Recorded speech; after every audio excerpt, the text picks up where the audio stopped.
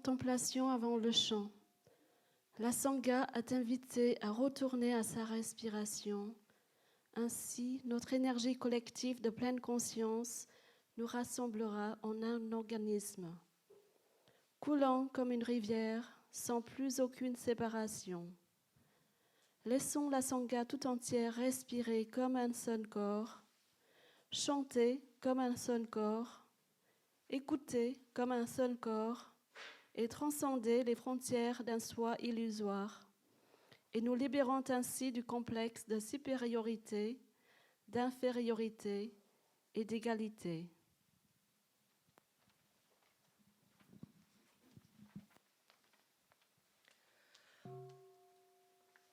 With hearts established in mindfulness, we are truly present for sitting and walking meditation and for reciting the sutras. May this practice center with its fourfold Sangha be supported by the three jewels and holy beings, well protected from the eight misfortunes and the three paths of suffering. May parents, teachers, friends, and all beings within the three realms be filled with the most divine grace, and may it be found that in the world there is no place at war. May the winds be favorable, the rain seasonable, and the people's hearts at peace.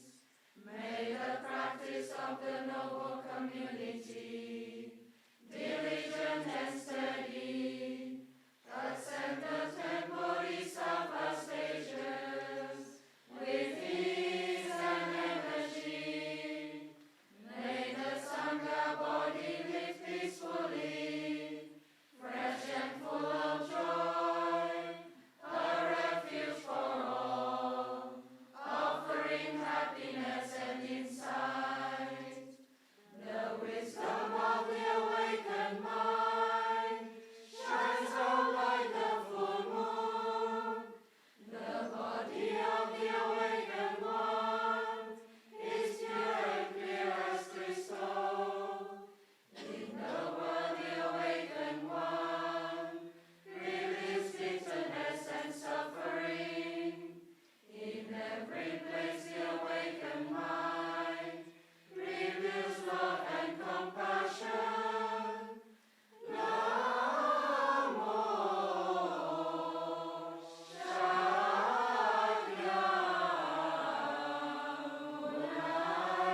Shakyamuni Buddhaya.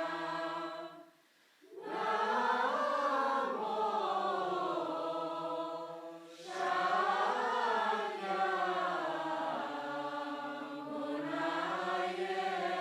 Buddhaya.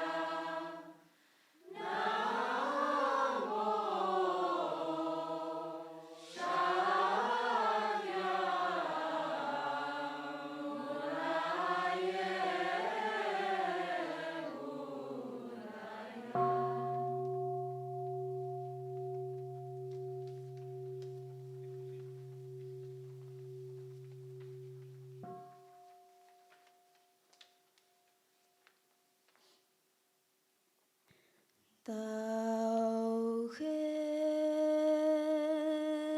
môn dòng biết chạy mãi về phương đông. Quang âm lên nước tình, Tây trần dấu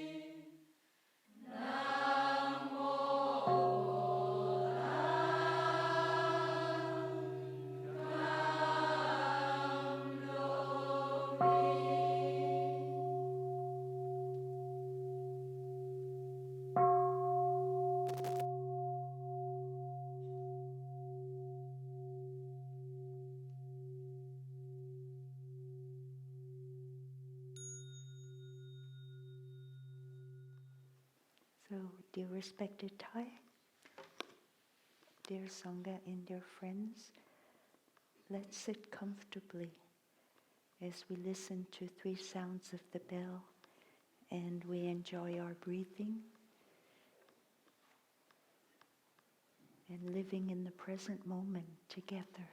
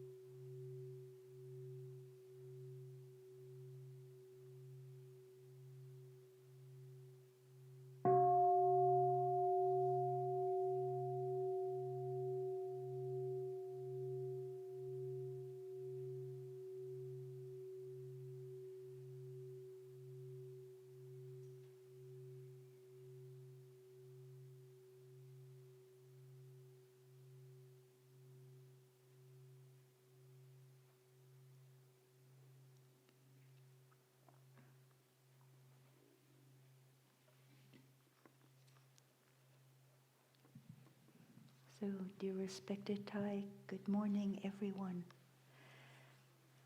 Today is Thursday, the 21st of April, the year 2022. We are in the full moon meditation hall of the New Hamlet. It's wonderful we can be together today. We have the opportunity to experience this energy called mindfulness, to develop our capacity to be more aware of something. So when we are mindful, we're always mindful of something. Mindfulness always has an object. A few minutes ago, we were mindful of the beautiful chanting that the brothers and sisters offered. We are aware of the sounds and the words. The words of the 2 chants, I think, have some good meaning for us. The first chant was, "With hearts established in mindfulness, we are truly present." Present for what? For sitting, walking, for all aspects of our practice. For these aspects of meditation that we do together. Reciting the sutra. All of these are very nourishing for our happiness and well-being. Another sentence in this verse that I believe Thay wrote this verse, this poem. May this practice center with its fourfold Sangha, that's all of us, practice diligently. So we'll continue our practice today. We won't give up. We'll practice in a relaxed way, continuing in different ways as the day unfolds, during walking, eating meditation, and then sharing later on in the afternoon.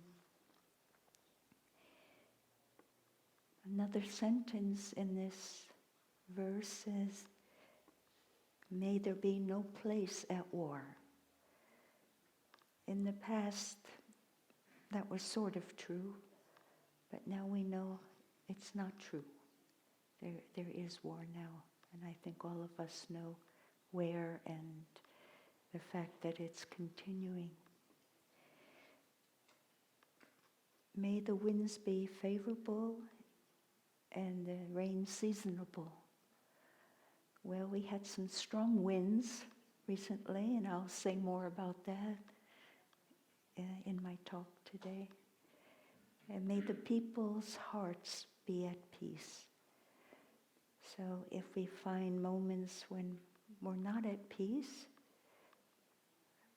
because of conditions, we can look into what conditions are contributing to my lack of peace. But we know we have a path of practice that can help us restore our peace.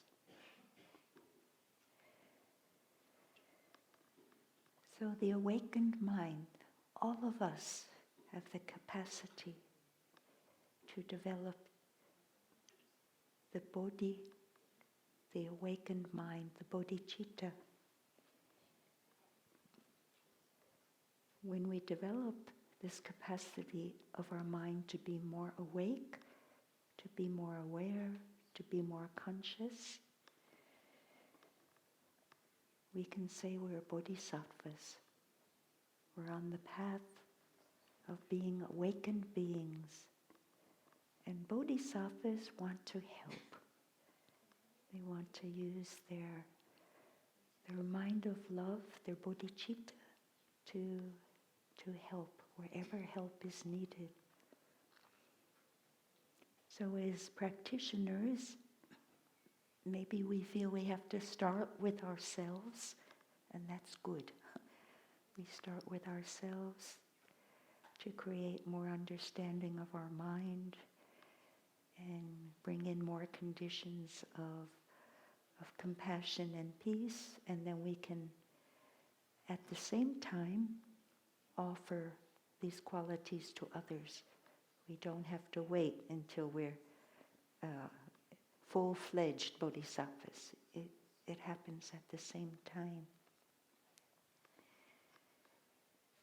The second chant was in Vietnamese, and the history that I learned about the chant is that it talks about a river. Thay is a river. It's a stream, It's a stream that flows to the east.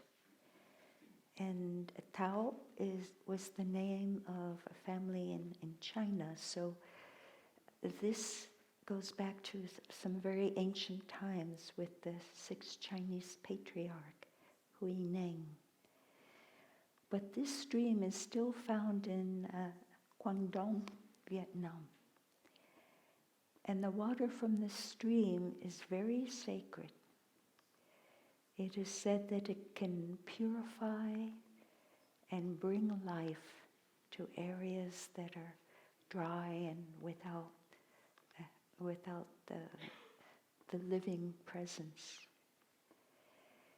And it's also the water that waters the plants and the herbs at springtime. So it's very wonderful for us now to remember this special stream. And it also, at the end, it reminds us of the bodhisattva of the nectar of compassion. And the bodhisattva of compassion is Avalokita. And in this chant, there's the image of Avalokita holding the vase of water and pouring the nectar of compassion on the world. So I think these two chants that we heard this morning touch on where we are now, perhaps in our awareness of ourself and the world and others. Last Sunday, Sister Chanduk, Sister True Virtue, gave us a wonderful Dharma talk. And she invited us to balance our happiness and suffering. And to be aware of when the balance is off. Am I suffering too much? Or am I neglecting to be aware of my feelings, and am I doing a lot of activities that give me excitement, and I expect myself to be happy all the time. So these could be two extremes that we may find ourselves in. And the key is balance. So this morning I'd like to offer some additional teachings that Thay gave about balancing our lives. And I would say basically as practitioners, because we have a spiritual dimension in our lives now, or at least you've come to Plum Village, that's good enough. So the first aspect is practice. And I'll mention all four now and then say a little bit more about each of them. The first aspect is our practice, our mindfulness practices that we do every day and throughout the week. The second aspect of our life is study. So our brothers and sisters, we're studying our mindful manners, the precepts, we're reading Thay's books, and for our lay friends, perhaps you have the PV app, and you're listening to some of Thay's Dharma Talks, or you're using the PV app as a way to continue to increase the base of your understanding and practice. So that's study. Practice, study. Or perhaps as professionals, you're reading your journals, learning more about ways to improve your contribution at work. So find the ways that you are studying and ask yourself, am I doing enough? Am I doing too much? The third aspect I want to mention now is play. I said it's so important to be able to nourish the child in us and to let go. And we can let go of the past and our worries, or let go of our concerns about what will happen in the future, and live deeply the present moment. Children know how to play in the present moment. Little puppy dogs know how to play in the present moment. It seems that we have forgotten. So this is an important aspect of our life that Thay has introduced for balance. And I have chosen play as the third aspect because after playing we feel more refreshed, right? We feel lighter. And our day of play, it's called lazy day, but I don't know. There are ways to play lazily, and I'll share some of that, but our day, lazy day or play day, is Monday. And after Monday, what follows? Well, we have service to the community. So that could be called mindfulness in action or working. So in your daily life after the weekend, then maybe you go back to work, service. So play or having time off is important. How do we play? How do you play? Some people do sports. They play football or basketball or volleyball, or they enjoy running. Others like to do a more kind of relaxed playing of yoga. The most relaxed playing that I know of is called deep relaxation. And then only your stomach is moving up and down while you breathe in and breathe out. So I add to playing relaxation and rest. Resting is important for the body, for the cells in the body to have more of an opportunity to communicate. I imagine our immune system may enjoy when we're relaxing and they can figure out how to become strong and protect us from virus and all kinds of illnesses. So resting is an important part of playing. But we don't have to rest the whole day, 24 hours a day. We can, within that one day, we can choose how to divide our time. I'm not a real good candidate for football or soccer or basketball. Nobody would want me on their team, I know that. So I've devised other ways. I let my mind play. And I'm going to share with you some of the ways I let my mind play and I laugh. To make this more legitimate, I could say it's the 10th of the 16th breathing exercises in the Anapanasati Sutra, the 10th one, which is called making the mind happy, gladdening the mind.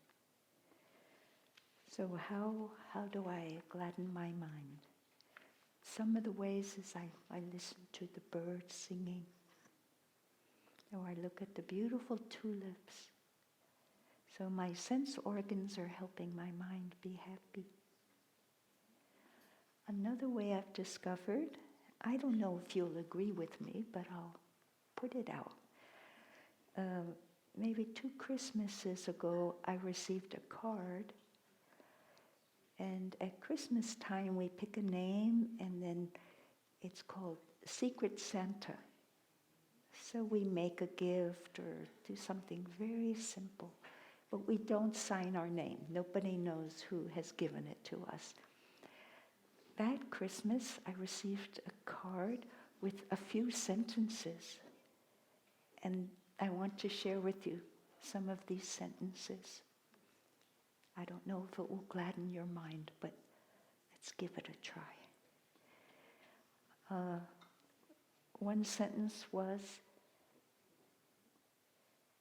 if someone gives you lemons, trade them in for coffee. It was a coffee lover, I imagine. Another lemon sentence was, if someone gives you lemons, make lemonade. Okay, squeeze, add honey or sugar, put up your lemonade stand, sell the lemonade for 2 cents, and then send the money to charity. Okay, so it's a way of looking at things. Another one, this person quoted Sigmund Freud, and I don't know the source, but he said, time spent with cats is never wasted. We have a few people who like cats. I'll repeat it. Time spent with cats is never wasted. So we know that this would be appreciated depending on your culture and whether you're allergic or not. But if you're allergic, you don't spend time with cats. Anyway. Here's another one. Thay has given us ways we can sort of envelop our practice with an understanding that on the one hand, we are meditators. Yes, we meditate. We practice mindfulness and many activities. Another way we can see ourselves as practitioners is that we are warriors. He didn't use the word soldiers, but we're warriors. And I believe it was the Tibetan Rinpoche, Chogyam Trungpa Rinpoche talked about Shambhala warriors many, many years ago who live with authenticity, with openness, and living a simple life. And for us to be warriors, we want to have resilience, a kind of determination to continue, to not give up, and sort of a diligence and commitment to practice. More on this is found in Thay's recent book, The Zen Art of Saving the Planet. Zen and the Art of Saving the Planet. So here's a sentence about warriors. It's not in Thay's book, but I'll share it with you. So we could say Mara or doubt that comes up. Well, we'll say Mara. Mara whispers to the warrior, "You will never survive the storm." And the warrior whispers back to Mara, "I am the storm." I like that. Oh, that's good. I am the storm. Yeah. And here's one from Albert Camus, and this is beautiful. "Even in the depth of winter, I realized in me there was an invincible summer." So summer is the time there is life, there is abundance, there's, it's the time of fullness. It's sort of what keeps us going. There is still summer in me to continue. And then finally, there was a thought I had, and I want to share with you that I had a lot of anxiety in preparing this talk. I really didn't really know what to say, how much to say, and all of that. I talked about a month ago, and after each talk, I wonder, well, what can I say? What more can I say? And finally, last evening, I realized why I am anxious is that my father, as a 5-year-old boy, I got in touch with him. My 5-year-old father in me was saying, "Make a good Dharma talk to end the war." Oh. Daddy. Well, that's coming from him. He wants the war to end, of course, from his ancestors. Make a good talk to end the war. And when I realized I couldn't possibly, okay, let go, then I felt more free. So here, these are sentences that that help me gladden my mind so I can play. And I hope you can find ways of playing too, so that you look at your life and make sure there's enough time for time off or time to be with your children, time to walk the dog, whatever form it takes. And then the fourth aspect of balancing our lives is service to the community here. Or it would be your work. And hopefully it's work that interests you and that you love doing. If it's not quite that yet, find ways to bring in some creativity to the environment. Plants, flowers. You can download the mindfulness bell on your computer and just breathe in and out. Take a pause.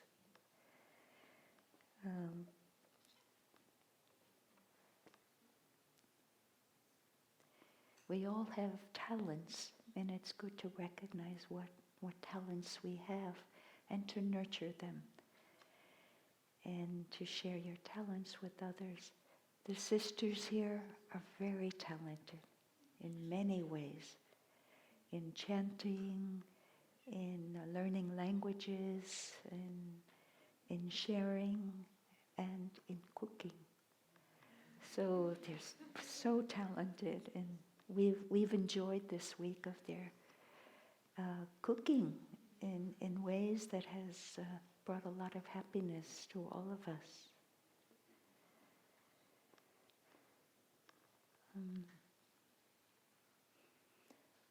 So I've mentioned the 4 ways we can look at our life to see if these different activities are balanced. They don't have to be perfectly balanced. Let's take out the word perfect, but just have a look. Where would you like to give a little more time now, or a little bit less time in that activity, and then try it out. Try out the new formula. Let's take a moment now to come back to ourselves. Yeah, just relax. Create this space to be with yourself and appreciate hearing the sound of the bell as we breathe in and out.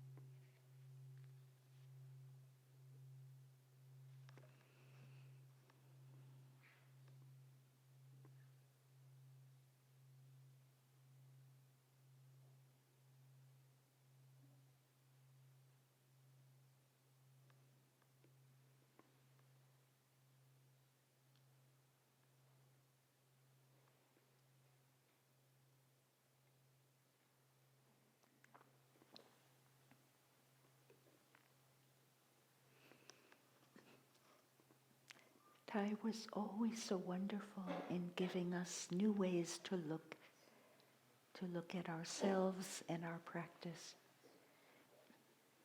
The 4 aspects of our life as practitioners.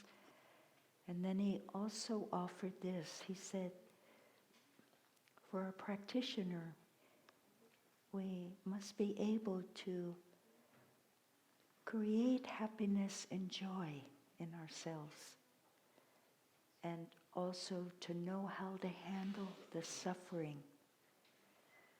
So that ties in very well with the balance that Sister Chantuk offered, the happiness and suffering, and we add to that, create happiness, handle the suffering, transform the suffering.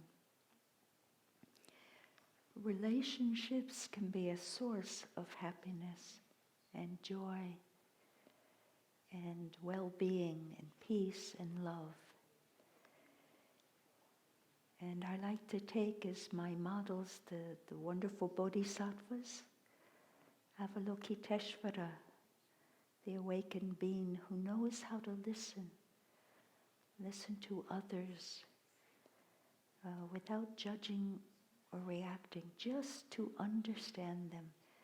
So it's listening with compassion to others we are in relationship with. Here in community life, we're in relationship with a lot of people.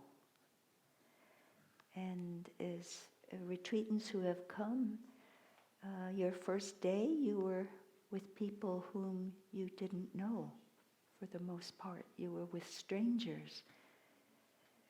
And during the week or 10 days you've been here, perhaps your relationships to them have changed. So a practice of just being able to listen to others sharing, to understand them, to have compassion for them and also for yourself. So in relationships, we also want to realize it's two people, the other person, myself, or a group of people, and to have compassion for myself as well, and to know if the relationship is nourishing my happiness. If not, let's find out why. So open communication, the practice of beginning anew is one way, of course. To water the flower, to share your appreciations, how much you really love them, or like these qualities that they add to your life. This is the bodhisattva called never despising, Sataparibhutta. And he went around telling everyone that they would be Buddhas, that they were just wonderful beings. And, some people got angry at him. What do you mean telling me I'm wonderful? But others appreciated him so much. So that's one way we can nourish happiness in relationships, by letting people know you see their good qualities, encouraging them. So never despising Bodhisattva, never despised anyone.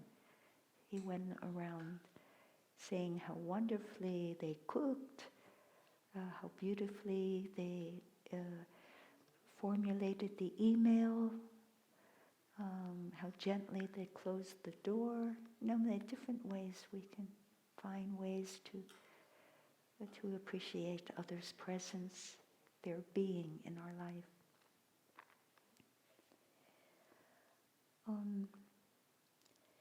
Another way of nourishing happiness in relationships is through your actions.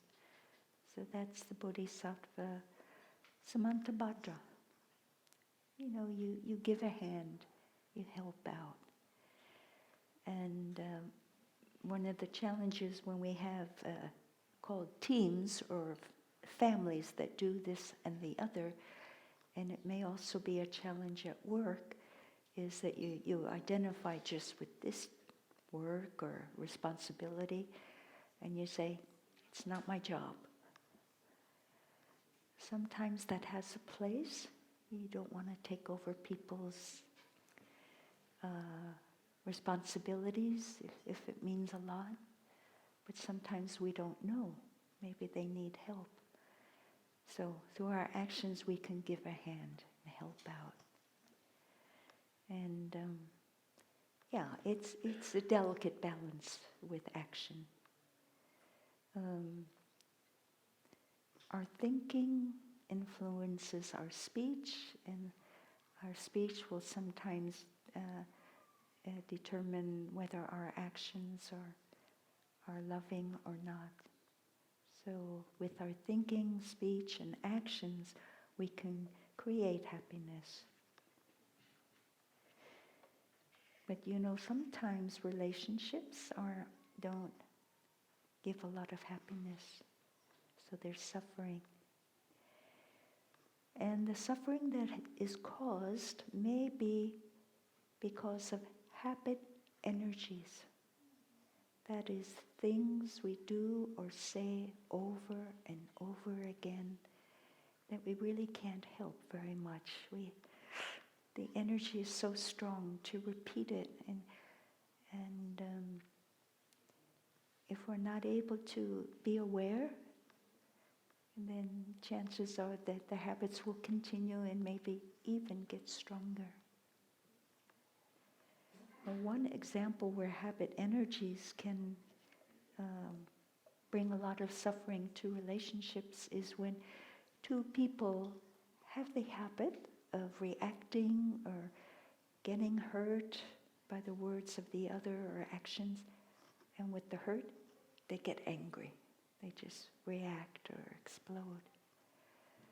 So in a relationship, sometimes the two people have said things that have hurt the other or done something, and both people have been hurt by the other, and there's mutual anger and mutual reaction at the same time coming from the habit energy.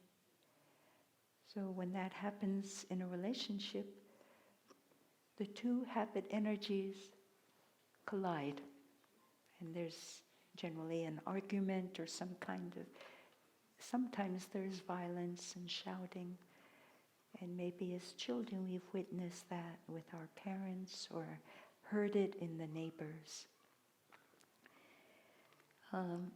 So this is something that we want to, of course, be aware of, and our friends will let us know about our habit energies. In community living, we get to learn it very quickly, what our habit energies are around answering back or disturbing our roommates or things like that. But in your personal relationships, you can think and ask your close dear one,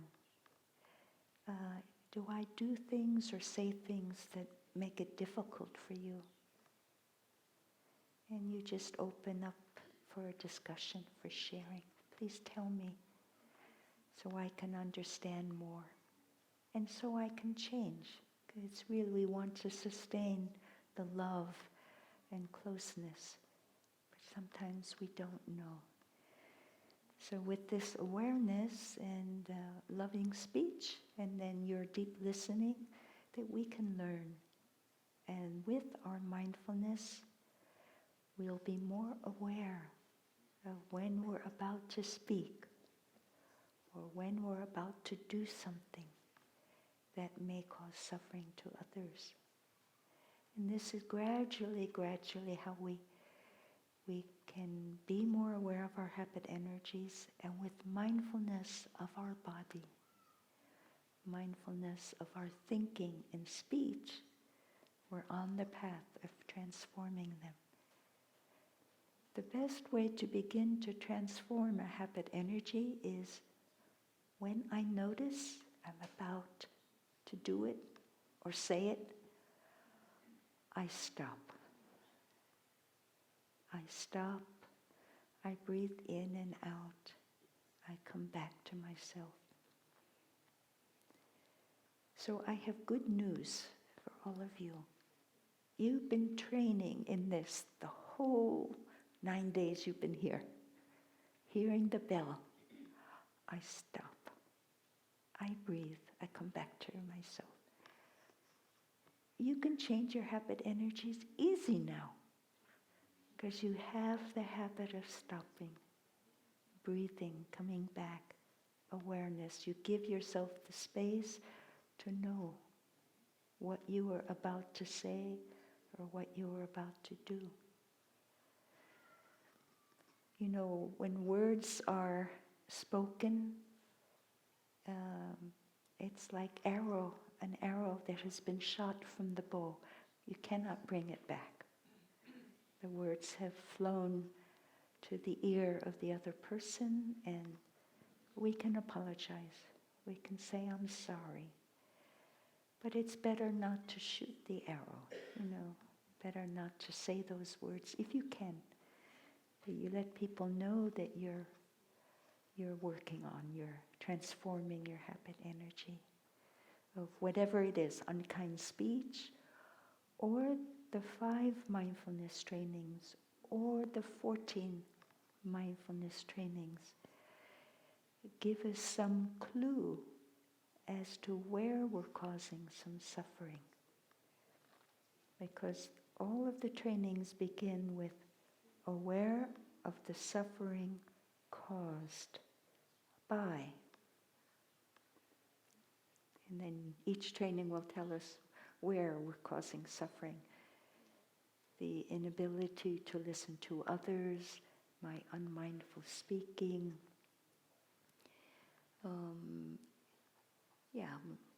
Traditionally it was stealing, but there are other ways of causing suffering by exploitation, etc., and by killing, by causing harm to others, by not respecting life, by not protecting life.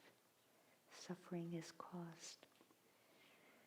So the 5 mindfulness, all of the trainings, the precepts, give us ways to become aware, my actions, my thinking, and my speech, to stop, and then to change the course, to do something different. Let's come back to ourselves now and breathe. Relax.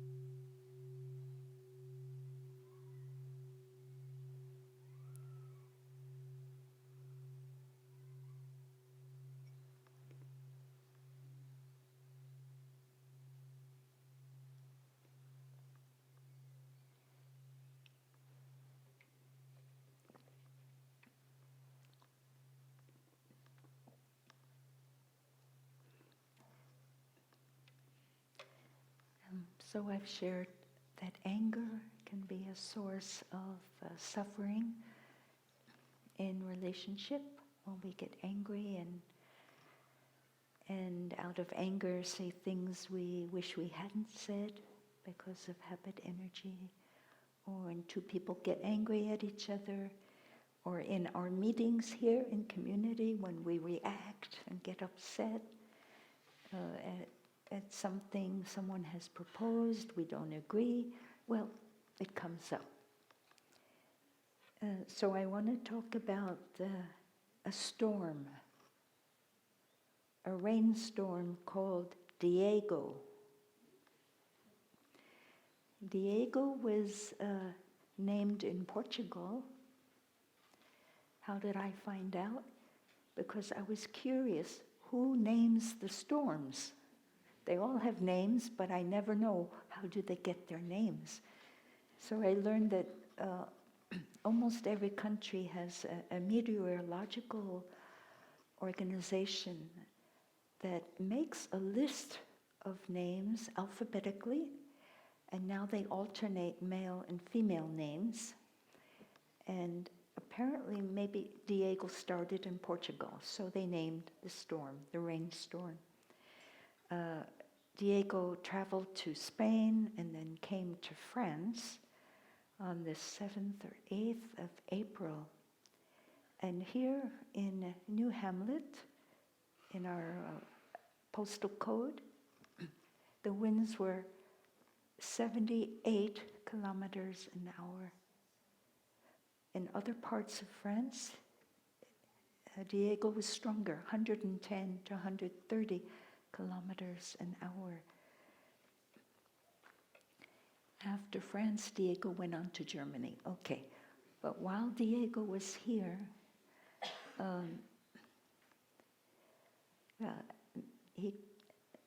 there were electrical outings here. Fortunately, the trees were not blown down. And I watched the trees. I had taken a very short walk from the office to the residence, and the wind was very, very strong. But I decided to look. I stayed behind the glass door and I looked at the trees. And Thay's teachings came alive for me at that moment, because he has taught us that when we experience a strong emotion, we should picture the trees in a storm. The top of the trees just sway back and forth. They are so fragile.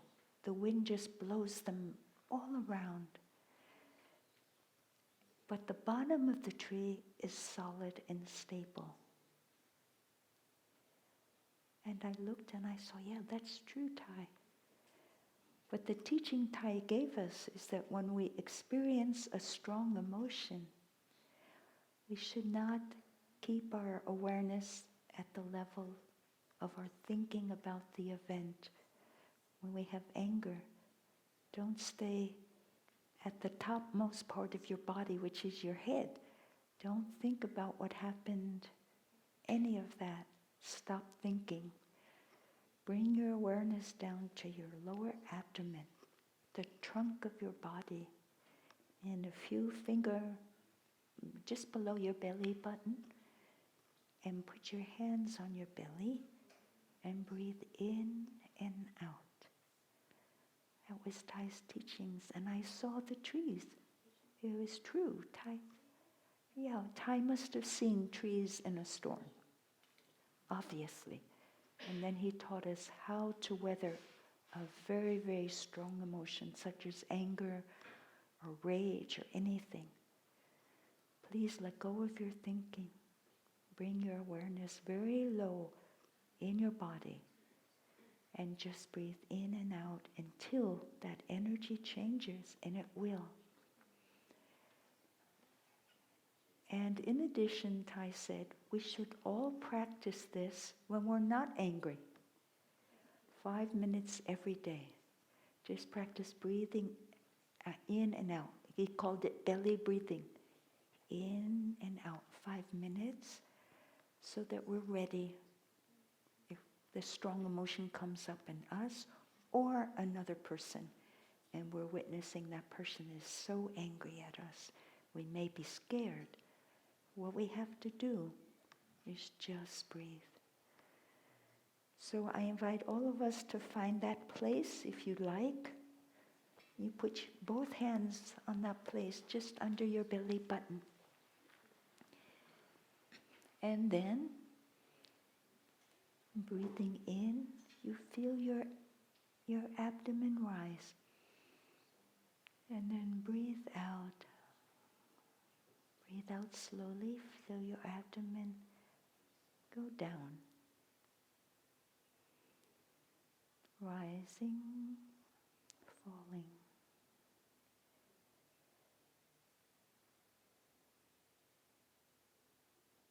So we're ready. And Brother Faptien gave the Dharma Talk in Upper Hamlet. And he told us what one of his coaches told him. His coach said, never get ready, just be ready. So now we're ready. We're always ready now. We know what to do. We can practice it 5 minutes every day, or 2 minutes, or 1 minute. But we're going to create the neural pathway, the habit energy. As we've been creating habit energies of practicing mindfulness since your arrival, you have these habit energies already of practicing. And Thay also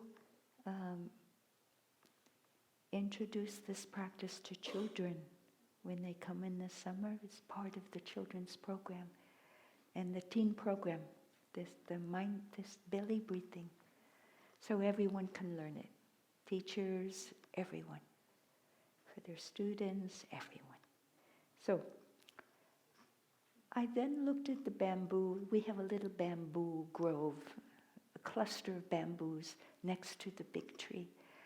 Then I looked at the bamboo, and what did I see? Wow, they were moving in an amazing way. Because at the top of the bamboos, they have the little green leaves, but lots of them. They were like fluffy green heads, green hair. But they were moving together, back and forth and back and forth. So the bamboo trees were also receiving the wind, going with the wind, 80 kilometers an hour. But what I noticed was so wonderful is that they were flexible. So this is a teaching as well. In relationships, sometimes it's better that we're firm, we're solid. We sort of know what are good boundaries for us, made with compassion and understanding, but we're also flexible, negotiating. In life, we can't always find flexibility in those who are willing to negotiate, but we continue our practice of flexibility and stability. So the trees were wonderful to illustrate what Thay has taught us all along. And Thay has said, a strong emotion is impermanent. It won't last forever. We are more than our strong emotion. And it's just that we learn how to handle these strong emotions and suffering with our practice. Then the wind went away. The storm goes away. The anger, the fear, the anxiety, whatever that strong emotion is, it will be impermanent and go away. So we want to remember that. We're with it when it's strong. We embrace it, we breathe with it, and then it will go away.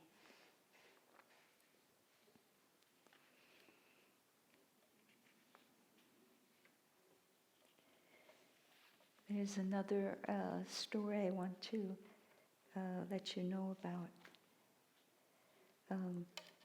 It's about relationship as well.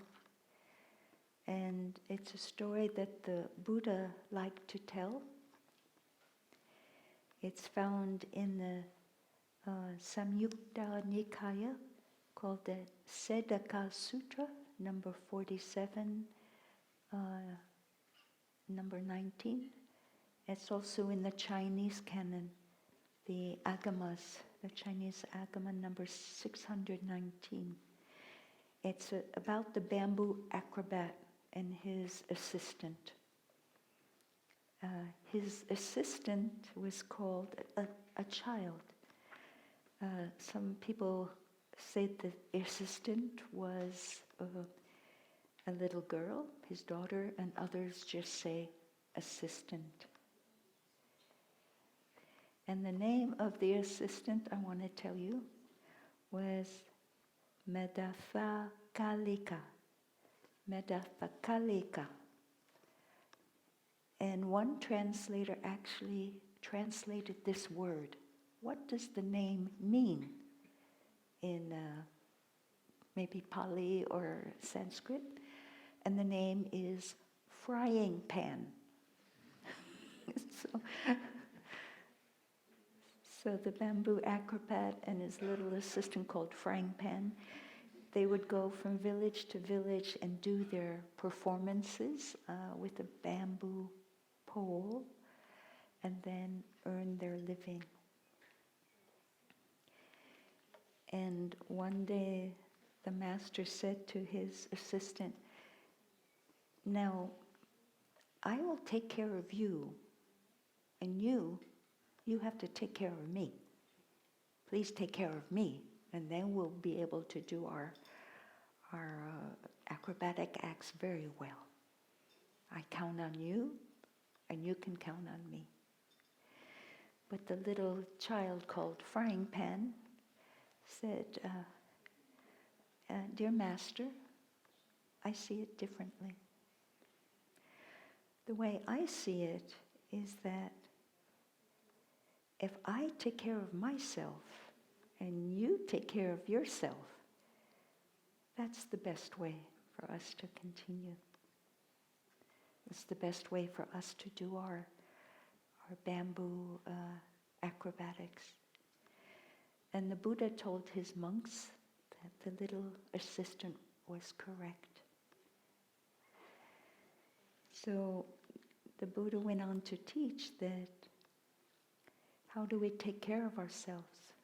Well, with the practice of mindfulness, we're aware of our body, our feelings, our emotions, our mental formations, our habit enters, and we take good care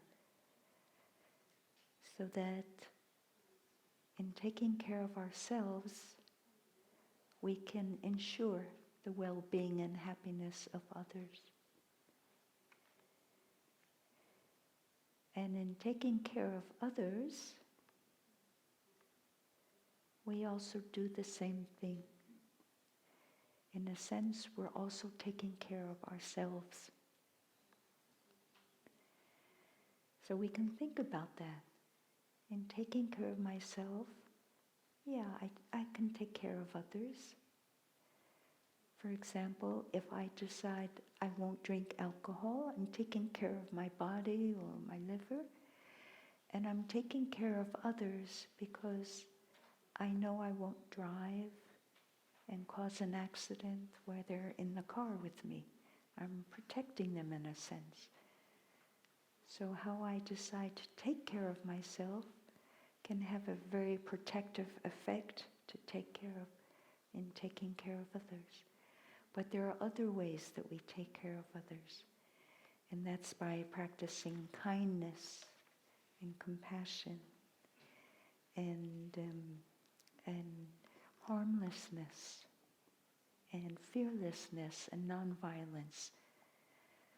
So we're taking care of them by taking good care of our own, shall we say, our own energy, making sure we're offering our very best. We're not watering the seeds of fear or anxiety in others. Taking care of ourselves, we're taking care of the seeds and the consciousness of others. Taking care of others, we're also taking care of ourselves. So by offering our love and compassion in the way we speak or in our actions, we're creating the very best conditions in our mind. For example, another way of looking at this, the shopper in each hamlet buys food for us, or we grow our own food as well. So we're taking care of the Sangha by offering the best possible and the healthiest food possible. We're taking care of your health, but we're also benefiting. Taking care of you, we're also taking care of ourselves. There are other ways that by protecting others, we protect ourselves as well, is by with our qualities of patience, harmlessness, kindness, and compassion towards others. Our mind is benefiting. We're taking care of our own mind. So you can think of just the opposite of that and see how perhaps as a child or you've learned about when the opposite happens, parents are not able to take care of their own emotions nor help their partners, then the children suffer. They receive a lot of wounds. And now there's a field called trauma helping people with childhood experiences of trauma, because there simply wasn't that kind of caretaking available. We all need love, and we all need protection. We all need to feel it's safe to be here.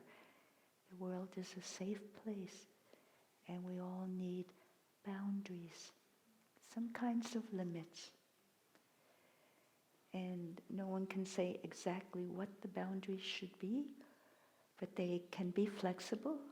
They can change, of course, with the situation. And but it's good to be aware that it's okay to have some boundaries. And I consider the mindfulness trainings is good boundaries, wholesome boundaries. And they tell us what causes the suffering, and then I'm determined not to say this, not to speak when I'm angry. Each training will tell us what to do instead of what causes suffering. The trainings will give us different ways, will give us choices of what to do. So they are boundaries, gentle boundaries, compassionate boundaries. And we can practice the trainings. You have a copy of the text, you can practice.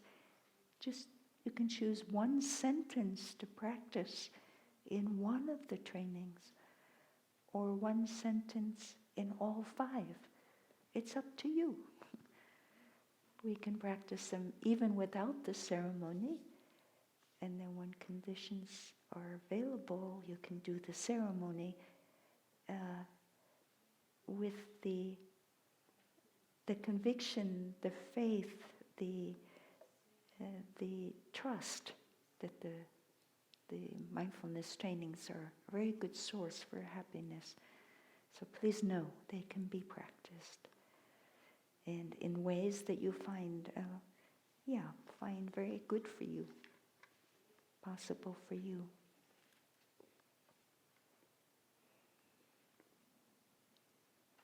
Let's enjoy a sound of the bell.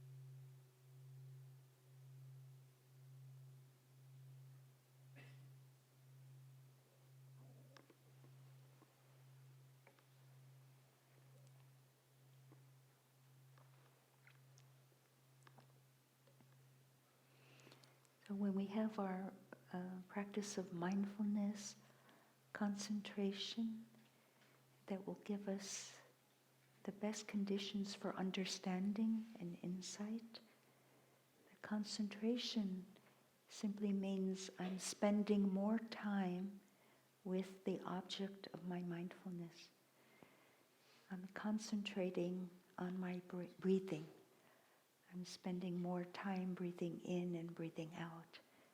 And then I may understand why I have spoken or reacted this way.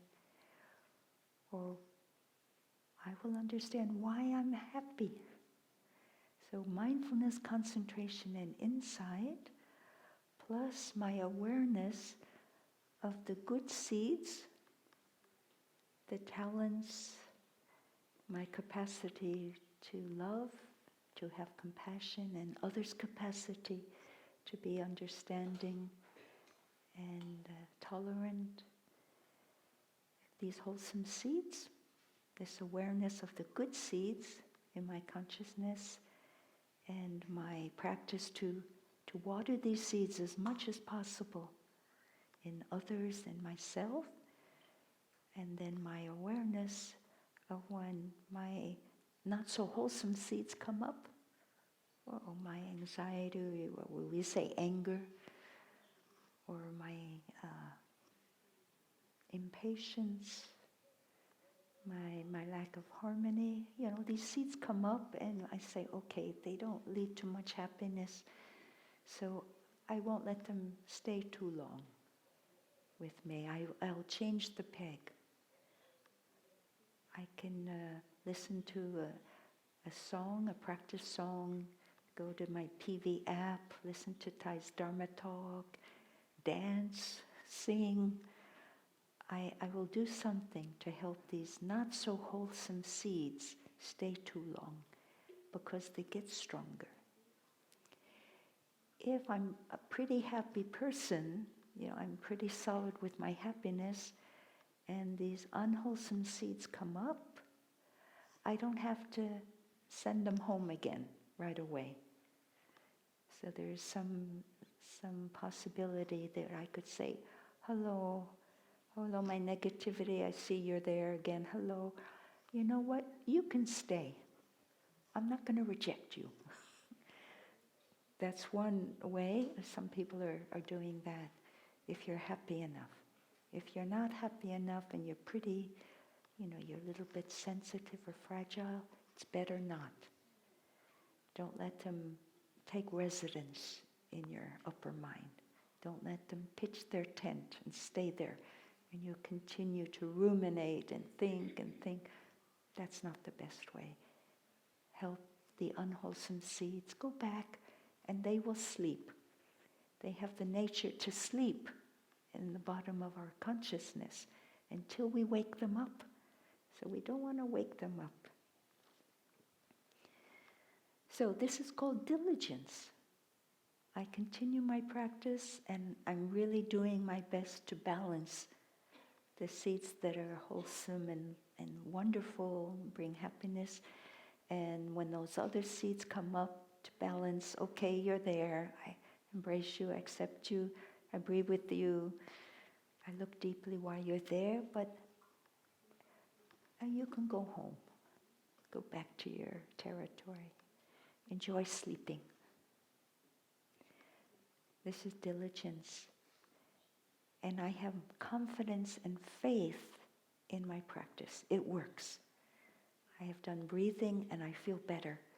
Or when I'm angry or upset or nervous, I do walking meditation. That's the second wonderful practice. I go for a hike, the breathing, the walking. So then I have confidence. And now the Buddha has said, you have power. These are 5 energies: confidence or faith, trust, diligence, practice of diligence, your mindfulness, concentration, and insight. That's 5 energies. And when you put them into practice, Buddha called them the 5 powers. These 5 powers will never hurt anyone compared to other kinds of powers, okay? Spiritual energy, spiritual powers. So I won't go into it in very much more detail, but to just encourage us all to continue with our diligent practice, having faith and confidence that it's helpful, it's working in the long run, and then continue with my mindfulness, concentration, and understanding.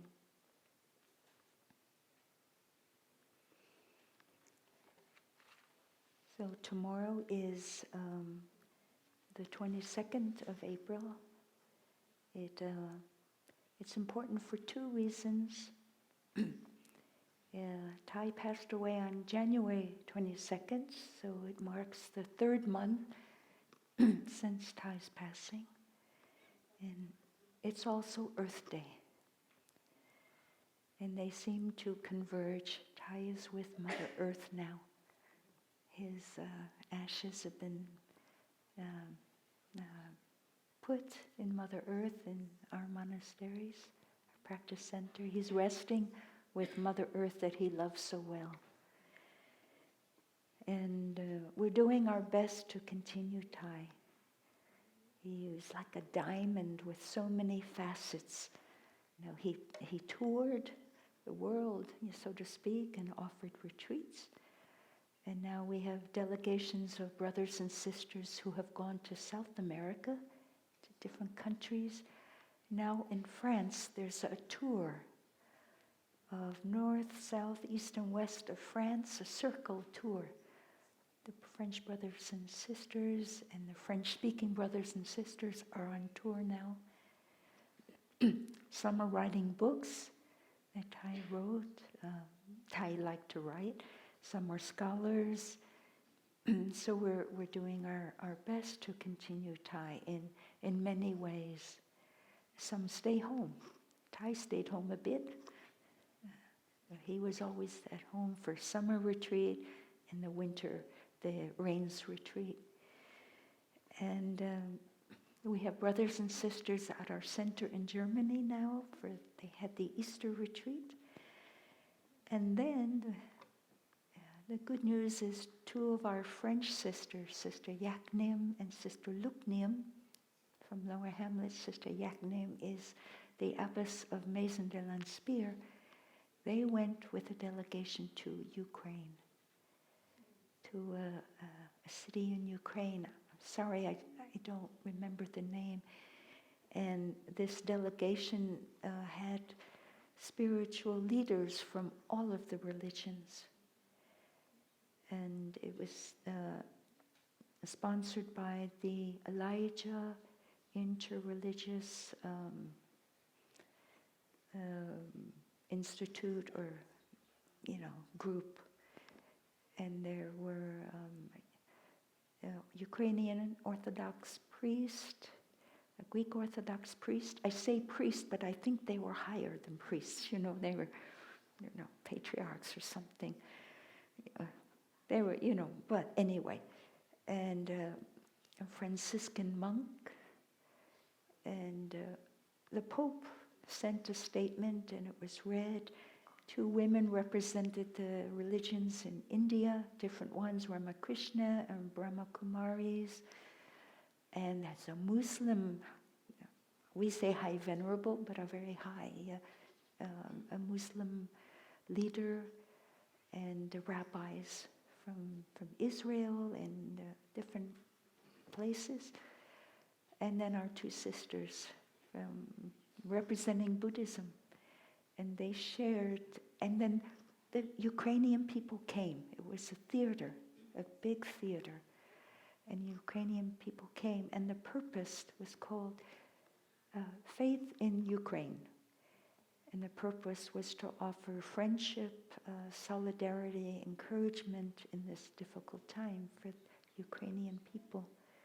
So our sisters offered the practices of coming back to yourself with breathing, and the song "I Have Arrived, I Am Home" was sung in English, and the Ukrainian theatrical dance and folk song troupe was there, and they did dancing and sang songs in Ukrainian, and this song was sang in Ukrainian. So there are many wonderful things happening.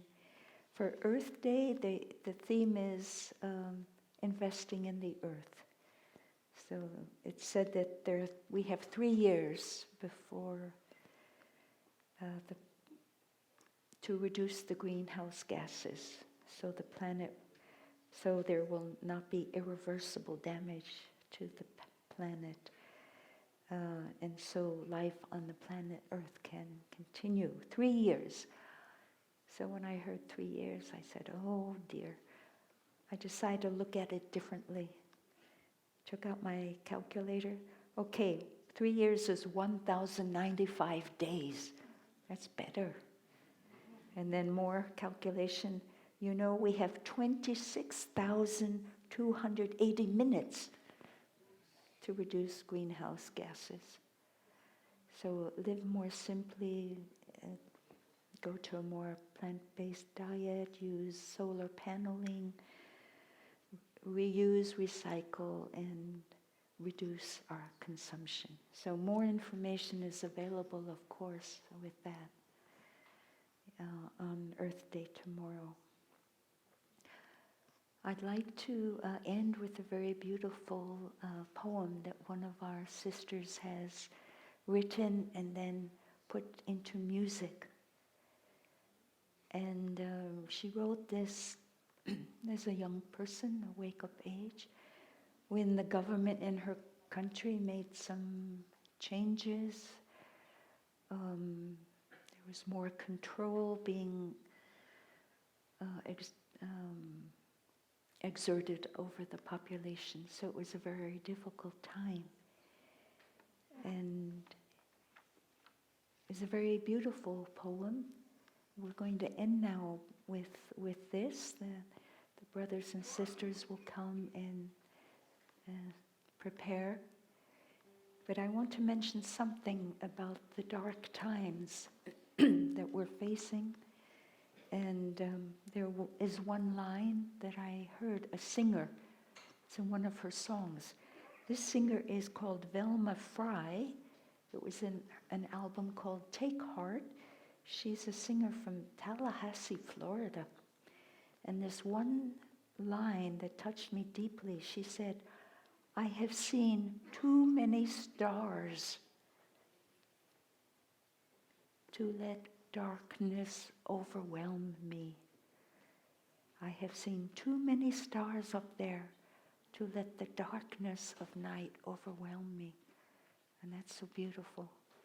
So we look up at the sky and we see the light of the stars, the light of hope, of brightness, of continuation, determination of the stars. Of course, surrounded by darkness, but I won't let the darkness of the night overwhelm me. So as they're preparing, I will read the poem now, and then they will sing it for you, and maybe the words will be available on the screen, maybe not, but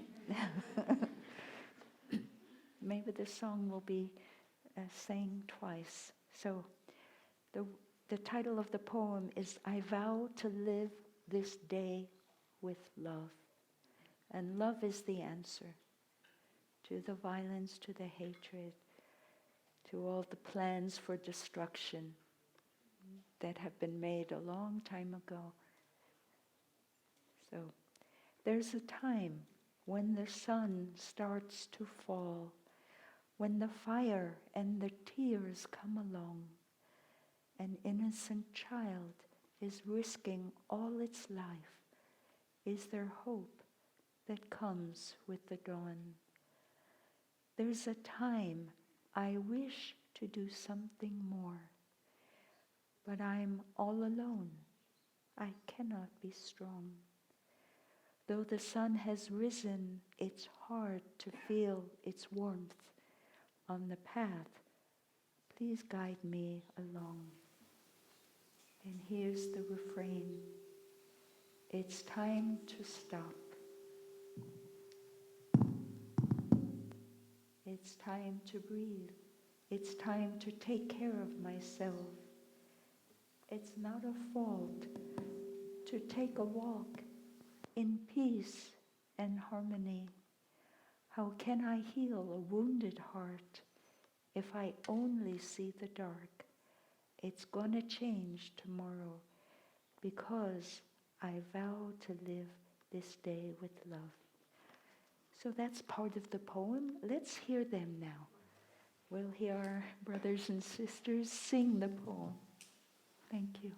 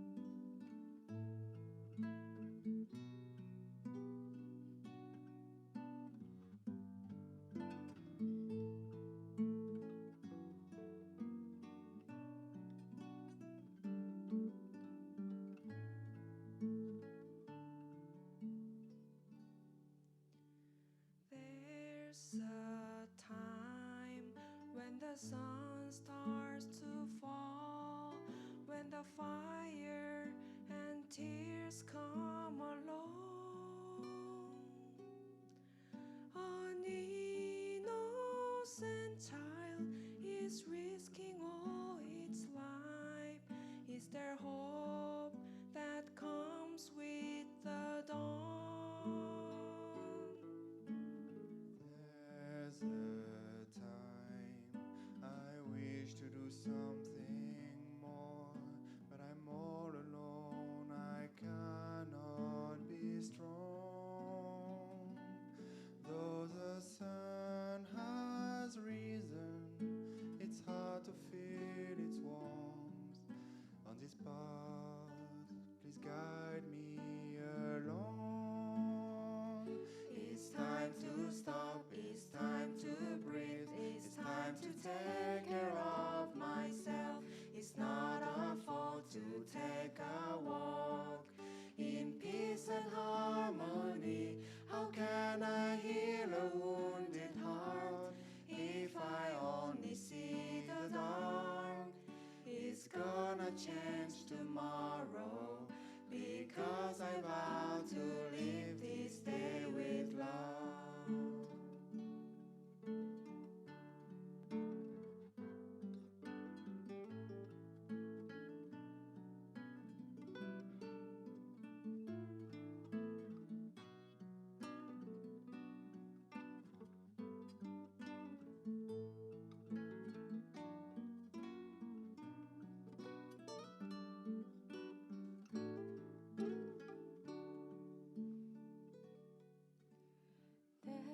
There's a time I take a little pause. The world seems so different to before. My friends still smiling, my beloved still alive. With this hope, love can reborn. It's time to stop, it's time to breathe, it's time to take care of myself. It's not a fault to take a walk in peace and harmony. How can I heal a wounded heart if I only see the dark? It's gonna change tomorrow, because I vow to live this day with love. I vow to talk, I vow to think, I vow to act on the art of love. In the darkest phase of time, there's no hatred and no fear. How compassion is the light that guides us through the night. It's gonna change tomorrow, because I vow to live this day with love. I vow to talk, I vow to think, I vow to act on the art of love. In the darkest phase of time, there's no hatred and no fear. Our compassion is the light that guides us through the night. It's gonna change tomorrow, because I vow to live this day with love. It's gonna change tomorrow, because I vow to live this day with love.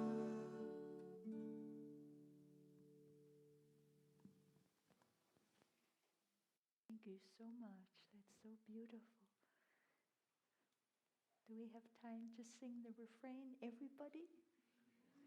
Do you want to? Let's do it.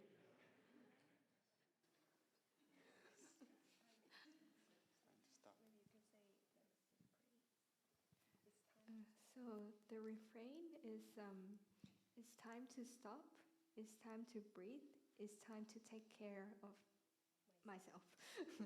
It's not a fault to take a walk in peace and harmony.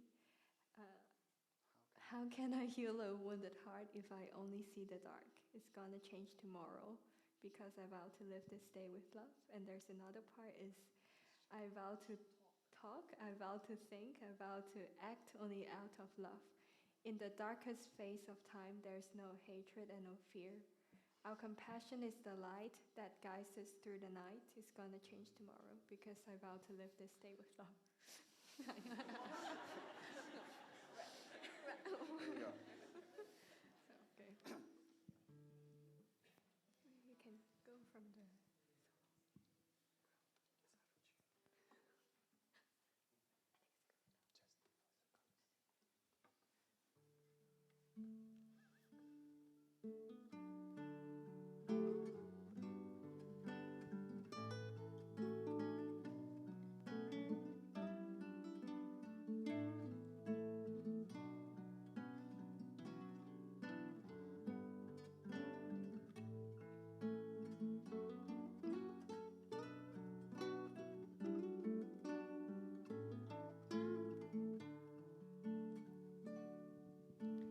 There's a time when the sun starts to fall, when the fire and tears come along. An innocent child is risking all its life. Is there hope that comes with the dawn? There's a time I wish to do something more, but I'm all alone. I cannot be strong. Though the sun has risen, it's hard to feel its warmth on these paths. Please guide me along. It's time to stop, it's time to breathe, it's time to take care of myself. It's not a fault to take a walk in peace and harmony. How can I heal a wounded heart if I only see the dark? It's gonna change tomorrow because I vow to live this day with love.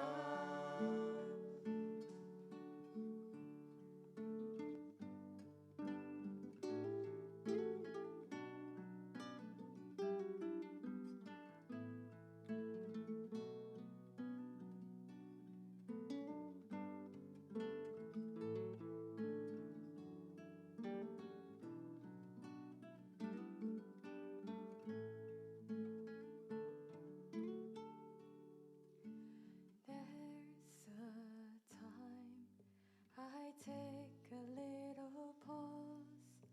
The world seems so different to before.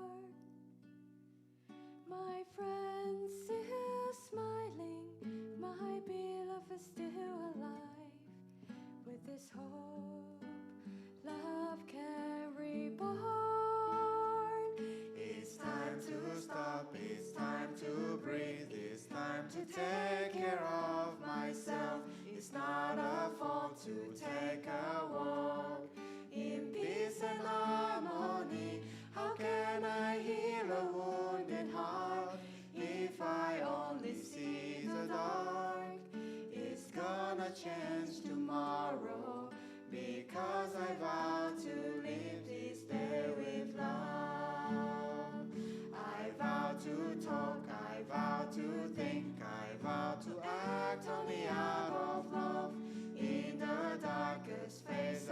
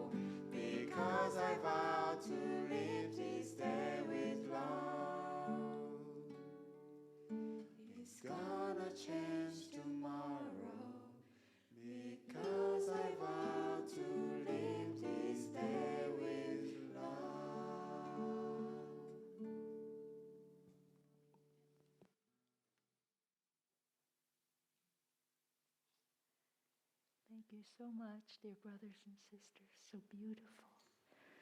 So we vow to live this day with love in every day. Thank you for being with us, and we'll continue our day of mindfulness together. Thank you. We'll hear some sounds of the bell, and take care of ourselves and others. Yeah.